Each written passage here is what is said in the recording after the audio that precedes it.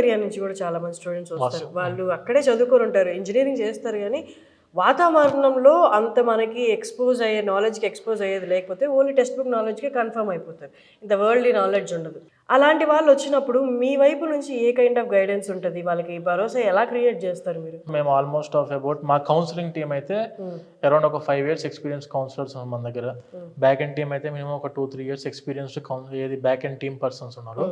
ఒక స్టూడెంట్ రాగానే ముందు అతని మెంటాలిటీ ఏంటనే మేము ముందు స్టడీ చేస్తాం. అంటే అతను ఏ లెవెల్లో ఉన్నాడు, అప్లికేషన్ ఫార్మాట్లో ఏ లెవెల్లో ఉన్నాడో ఆ లెవెల్కి మన వాళ్ళు దిగి ఆ లెవెల్ నుంచి వాళ్ళను ట్రైన్ చేస్తూ వేసవర్ తీసుకెళ్తాం. ఇందా మీరు అన్నారు క్యాజ్ ఇంటర్వ్యూస్ అని, Yes, ma'am. అందులో కూడా మాక్ ఇంటర్వ్యూస్ కండక్ట్ చేయకపోతే ఖచ్చితంగా పర్ఫామ్ చేయలేరు. అంతే, డైలీ ప్రాక్టీస్ ఉంటే గానీ వాళ్ళంత కాన్ఫిడెంట్గా పర్ఫామ్. స్టూడెంట్ ఒక ఇంటర్వ్యూని ఫేస్ చేయాలంటే ఇంతకుముందు కొన్ని ఇంటర్వ్యూస్ అటెండ్ అయ్యి ఉండాలి.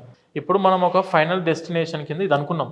ఈ డెస్టినేషన్ మనం మీట్ అవ్వాలంటే ముందు దానికి ఎక్స్పీరియన్స్ కావాలి. ఆ ఎక్స్పీరియన్స్ కావాలంటే దాన్ని ట్రైన్ చేసే గైడెన్స్ ఇచ్చే టీం కావాలి. ఆ టీము గైడెన్స్ ఇస్తూ ట్రైన్ చేస్తూ స్టూడెంట్ని ఈ ఫైనల్ డెస్టినేషన్ అతను ఏదైతే అనుకుంటున్నాడో డ్రీమ్ డెస్టినేషన్ అని చెప్పి ఆ డ్రీమ్ డెస్టినేషన్ తీసుకుపోయే దాంట్లో మన టీం ఏదైతే ఉంటుందో 100% వాళ్ళను డే బై డే వాళ్ళ మైండ్ని ట్యూన్ చేస్తారు.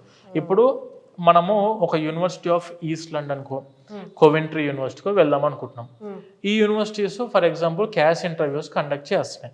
కండక్ట్ చేస్తున్నప్పుడు మన దగ్గర ఏంటంటే university of east London already వెళ్ళిపోయిన స్టూడెంట్స్కి ఏ టైప్ ఆఫ్ ఇంటర్వ్యూస్ జరిగినాయి అవన్నీ మేము 1-2 సార్లు కేస్ స్టడీస్ ఉంటాయి కాబట్టి మేము దాన్ని వెరిఫై చేస్తూ స్టూడెంట్కి నువ్వు ఇది ప్రిపేర్గా ఈ క్వశ్చన్ అడిగే అవకాశం ఉంది, ఈ క్వశ్చన్ అడిగే అవకాశం నువ్వు ఈ విధంగా ప్రిపేర్గా అని చెప్పి మాక్ ఇంటర్వ్యూస్ అరౌండ్ ఒక 1 week 10 days ముందు నుంచే ప్రిపేర్ చేస్తూనే ఉంటాం.